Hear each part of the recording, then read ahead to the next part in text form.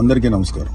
ఈ మధ్యన అంటే గత 2 రోజులుగా అంటే నేను మీటింగ్ అయిన తర్వాత ఈ మీడియాలో అంటే ఎస్పెషల్లీ సోషల్ మీడియాలో కొన్ని విషపు సర్క్యులేషన్స్ ప్రచారం అవుతున్నాయి.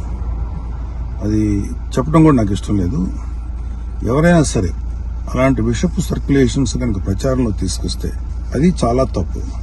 ఎందుకంటే అది జనసేన, బీజేపీ, టీడీపీ కూటమి యొక్క స్పిరిట్ కి అది చాలా తప్పుడు సంకేతాలు ఇస్తుంది. అది ఎవరు చేసినా సరే దయచేసి గుర్తుపెట్టుకోండి. అది ఎవరు చేసినా దాన్ని బ్యాక్ వెళ్లి సోర్స్ ఏంటో పట్టుకొని తగిన విధంగా మీకు బుద్ధి చెప్పాల్సి ఉంటుంది. ఇది చాలా కష్టపడి పవన్ కళ్యాణ్ గారు, చంద్రబాబు నాయుడు గారు, అటు పక్కన మోడీ గారు, ఇటు పక్కన పురంధరేశ్వరి గారు బీజేపీ నుంచి కష్టపడి తయారు చేసిన ఒక అద్భుతమైనటువంటి కూటమి. ఈ కూటమి స్పిరిట్ కి ఎవరైనా సరే ఎఫెక్ట్ అయ్యేలాగా రాతలు రాస్తే మాత్రం చాలా తీవ్రమైనటువంటి చర్యలు తీసుకోవాల్సి ఉంటుంది. దయచేసి కూటమికి సంబంధించిన పార్టీలకు సంబంధించినటువంటి అందరి కార్యకర్తలకు రిక్వెస్ట్ ఏంటంటే ఇలాంటి విషపు రాతల్ని దయచేసి ఎవరు నమ్మకండి. ఖచ్చితంగా ఒక మాట చెప్పగలను, ఇలాంటి రాతలు రాయించేది వైసీపీ ప్రేరేపితమైనటువంటి కొంతమంది వ్యక్తులు తోటి రాయించబడినటువంటిది.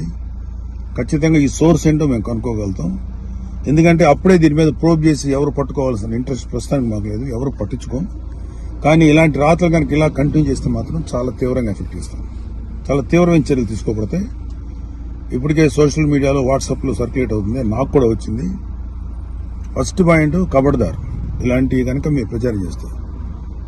వైసీపీ విషపు కూరల సంబంధించినటువంటి పనికిమాల ప్రచారాలని దయచేసి నమ్మకండి. కూటమికి సంబంధించినటువంటి కార్యకర్తలు ఎవరు కూడా ఇలాంటి వాటిని ఎంకరేజ్ చేయకండి. ఇంకొకరికి పంపించేటువంటి సర్క్యులేషన్లో చేసేటువంటి పనులు చేయకండి. ఎక్కడో అక్కడ కట్ చేయండి దీన్ని. కూటమి స్పిరిట్కి దెబ్బ. ఎందుకంటే ఈ కూటమి 3 నాయకుల కష్టంతో చేసినటువంటి ఒక కూటమి. ఇది ఏ ఒక్కరి శ్రమ కూడా వృధా అయిపోయినా ఇది ఎవరైతే ఇట్లాంటి మాటలు ప్రచారం చేస్తారో వాళ్ళ మీద చాలా తీవ్రమైన చర్య తీసుకుంటాం. Be careful. జై జనసేన, జై తెలుగుదేశం, జై బీజేపీ, జై హింద్.